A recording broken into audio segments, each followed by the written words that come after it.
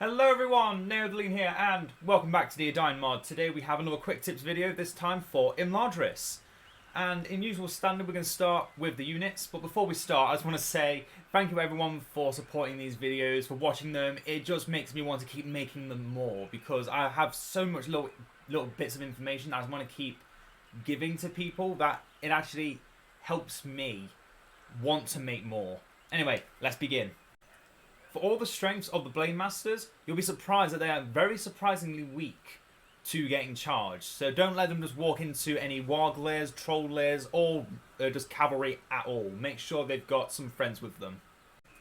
The Imladris pikemen have possibly the highest revenge damage of any pike unit in the game, but also with their special ability that they gain from advanced military studies, they can become miniature tower guard for a good amount of time. Although, do be warned, it is not a click and then click again to activate the ability. It is a temporary effect that you cannot change once it has been used. So use it only when you know you're going to be in a confrontation for a little while. The Imladris swordsmen have two different abilities. One that makes them even better at defending themselves, and another one that makes them even better at chasing down enemies. Use them simultaneously with this aggressive or hold guard stance, and you can be surprised how much they can hold on their own.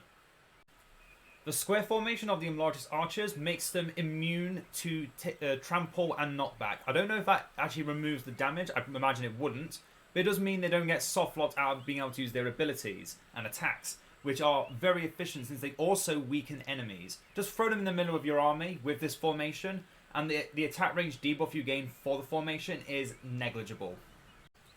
If you're playing against an Imladris and you see these beautiful blue and gold cloaks floating in the wind, make sure to get them killed as quickly as possible, because the faster they level up, the more damage they deal, their stats become insane at level 20, plus they can stack their experience abilities with themselves. So if you're playing as Imladris, get all 3 units of vets together, use their combat experience ability all at once, throw in the passive power you get from the power tree, and you can watch them turn from level 1 to level 10 from killing a single Men of Kharndoom unit. I've tried it, they've probably nerfed it since then, and if they haven't, I'm sure they probably will want to do that, because this unit just becomes insane. They each become the strength of a hero at level 20. One of the best attributes of the Imladris Riders is the fact that they are a smaller unit in whole, but they have more damage potential. Have the ability to move even faster with less trample deceleration. They can just constantly be running through everything, zigzagging constantly, just crushing whatever is in their path.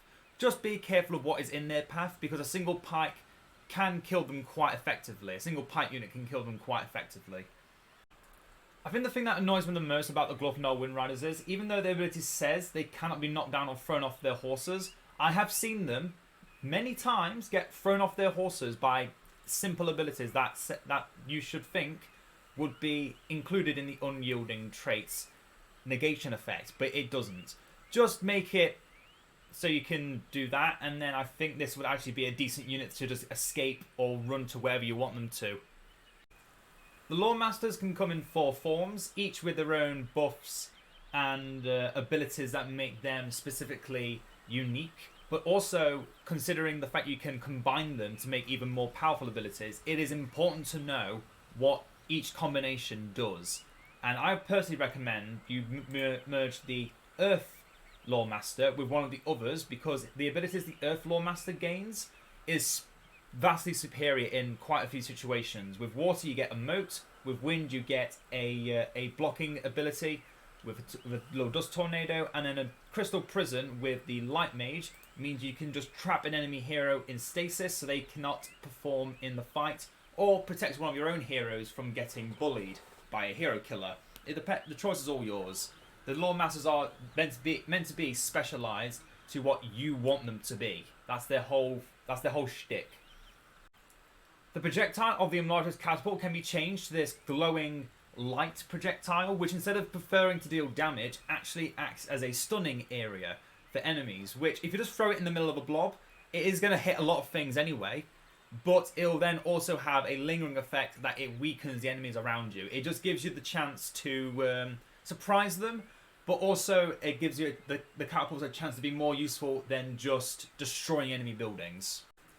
The Dunedain swordsmen have an extra movement buff ability, which makes for perfect engages or escapes that are best utilised in the early game. Also, gives knockback resistance, although not too useful with their health pools, unfortunately.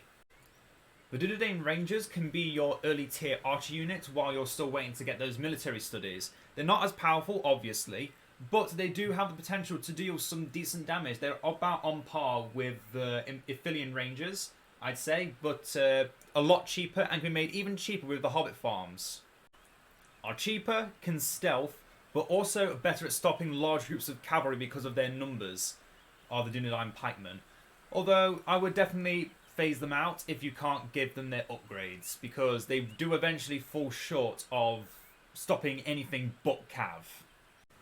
The battering ram of the Dunedain is pretty much a carbon copy of the Rohan battering ram, just controlled by Dunedain. You can get them quite quickly from your ranger tents, but you do require the troop chamber upgrade to actually get them. With the Guardians of Linden, I recommend keeping one unit on bows at all times and one unit with all swords at all times, because their buff actually works on both your ranged units, giving them extra attack speed, but also improving the defenses from arrows for your infantry units. So always keep one on bow, always keep one on sword. You will see the value gained from having these units. A bit pricey, but that's the price of success. For a faction that is predominantly elite units, you will want to have more Eregian Forgers just to have that extra cost reduction. Because you can't reduce the cost of those units, but you can definitely reduce the cost of those upgrades. Plus you want the upgrades, and this is the only way you can get them. The faster power regen can be useful with the help of the Orphus Halls, but I recommend just keeping one around if you want the extra money from Eristor sitting in there. You only ever need one barracks when you can spam out units faster than most other factions thanks to Eristor. If you feel overwhelmed by a faction that is throwing archers at you constantly and siege units, I would recommend getting the green pasture in one place other than one of your resource structures.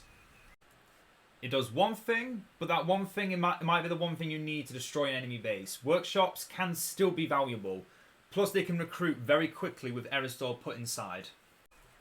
You should never think twice about getting the library. Every Imladris faction should have this building built in either the first 10 seconds of the game or the first 2 minutes, depending on how many resources you start with. The Pavilion of Tranquility is best used on a camp start where you know you're going to be walking back to the base a bit more often. In a castle start, you probably wouldn't want to have this in your base unless you knew you were just getting harassed constantly and you want to fight at the gates, because the heroic statue aura it gains is only as useful as long as you are near it. But the healing effect is also good, so depends on you. If you're building these towers, then you're making a statement that this place is off limits. Best used on outposts in this array just to keep an enemy off your back. If you want to run a cavalry only build with a few friends playing together, then I recommend getting these farms, because you want to be able to get those cavalry a lot faster, and it is actually really fun. I do recommend it if you're playing with friends in a multiplayer PvE situation to build these farms to get cheaper cavalry. The Hobbit farm, however, is potentially superior in every way to the basic farm, in the fact that these little hobbits and Dunedain are also protecting the building, which can also cause a glitch where the AI will kill all the defenders of the farm and then just walk away, leaving you your resources completely intact. Although this building can start off weak without Kurdan leveling up, it does gain a lot stronger once you have Kurdan leveled up, with extra vision, extra health, and the units it recruits can be summoned instantly. There aren't many buildings in the game that can make units at an incredible speed. I only recently learnt this, but the healing tent also provides a leadership aura around the Dunedain tent, making it a more versatile outpost in general compared to the basic outpost. If you want a more specific thing in mind for the outpost, then I recommend the basic outpost can be more valuable to one degree, but the Dunedain outpost can have all those bases covered to a slightly better degree. Although beware of siege, it doesn't have that much health, it is just a bunch of tents. When looking at the upgrades at the library, you have to consider, what do you want? Do you want to be able to improve your settlements? Do you want to improve your mages? Do you want to improve your military? Or do you want to improve your upgrades? If you have that plan in mind from the very beginning of the game, then that is how you should be laying out your base, how you should be laying out your play style, and how you should be considering how best to move forward, because all of these can take a long time to get to. You can get all of them, obviously, but knowing which ones you want first and tailoring your build towards that. If you take a misstep and you get something you don't have any upgrades for, then that's just the money wasted. You have to really be in the constant mindset of, does this make me better? Can I do something better with this? Or can I think of something that works better with that? That is why Imladris players don't normally gravitate towards a certain thing and then try something different in a different game. They always stick to one thing. That's what I do. I stick to blacksmithing studies in my games anyway. But yeah, always consider what works best for you. While also on the topic of upgrades, your basic units, once upgraded with forged blades or upgraded with golden arrows, can gain a further upgrade once you get the forging studies to a certain degree, which will improve the attack speed of your infantry units or improve the damage of anything at the point of impact of your arrows. So best used in tandem, have them fight in a blob, keep these archers shooting. If they're close enough to the point of impact, they will also buff themselves while buffing the swordsmen that are gaining extra attack speed from just existing. It is a very powerful combination, but you have to be able to use it properly, because otherwise, if your units are constantly staggering their attacks, they're not getting the extra attack speed value. You want to be fighting in large battles constantly with Imladris once you get to the late game. The unique wall building upgrade you can gain for Imladris is the Mystic Fountains, which you shouldn't disregard because of the fact that they constantly heal like a well, but also regenerate. These are the unnerfed wells, and should always use one of them. Just keep it in the back of the base where you normally wouldn't build a tower. It just makes it safer to have another resource building in your base and not need to worry about having a source of healing somewhere, because you can have it on the wall. Another unique upgrade the Imladris elves can get at the front of their citadels in particular, the castles only, are the floodgates, which just make it a lot easier to defend the gate against any enemies trying to move in. If you've got the gate closed and battering rams can't get close, then enemy units are just piling in. This will quickly clean them out. And I mean literally clean them out, because those water horses are deadly.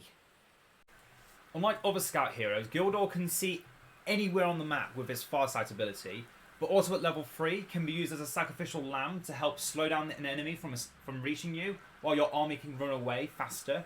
He will be stuck where he is, but his sacrifice will mean your army gets to fight another day at full strength. Halbrand can make Dunedain viable up to the late game with his abilities. He should not be slept on just because you require some extra hoops to get everything set up so your army can then be made stronger.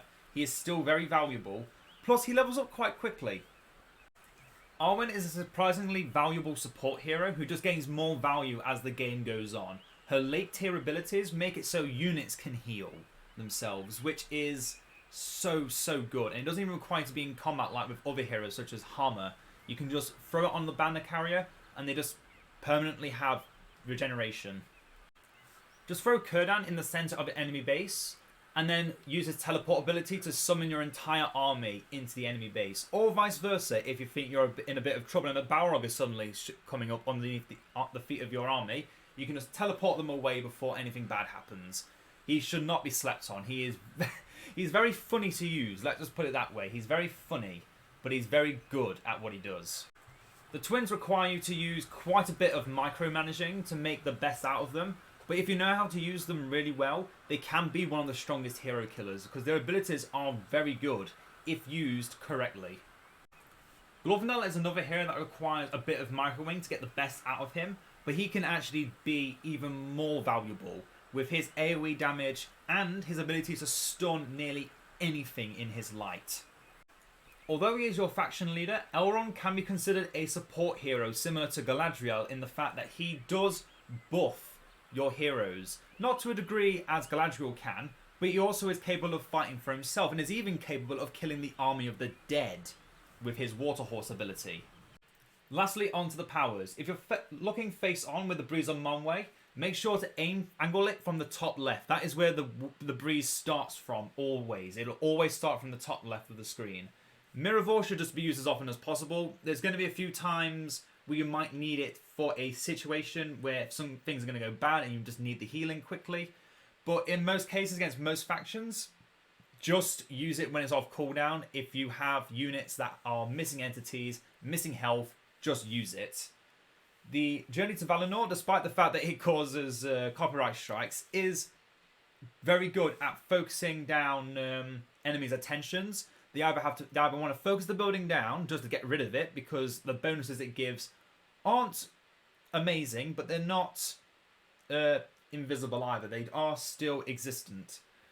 But either way, whether they focus it or not, it is a power that is distracting the enemy's attentions on other things, such as the Aid from the Shire, which can be used as a pincer movement. Have your main army attacking, have the hobbits stand behind.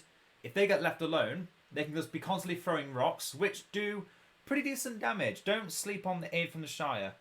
The Influence of the Evening Star is an interesting one. It makes Alwyn an even better choice for your faction, but surprisingly, it's on one of your cheaper heroes instead of being on a hero like Glorfindel or Elrond.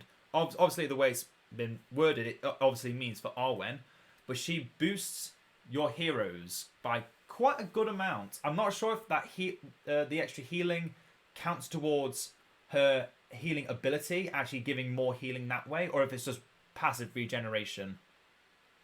Then we come to Protection of the Bruinen, which for 1 minute, which is not a small amount of time, you can make a building invulnerable, but the biggest thing about it is that you get a miniature flood coming out from it to just stop your enemy. If an enemy is trying to rush an outpost, put this on the Citadel building, and then watch your enemy units get stunlocked in that outpost area. They get slowed down, so then you can just rush in, and they cannot actually run away. They'll be forced to stay. They can't destroy what they came to destroy, so you've just taken away all of their momentum. Tom Bombadil is just a character where either, again, similar to the Hobbits, if the enemy ignores him, then he's going to do lots of damage. If they focus on him, then he's wasting their time. It's always going to be a good power to have. He always delivers results.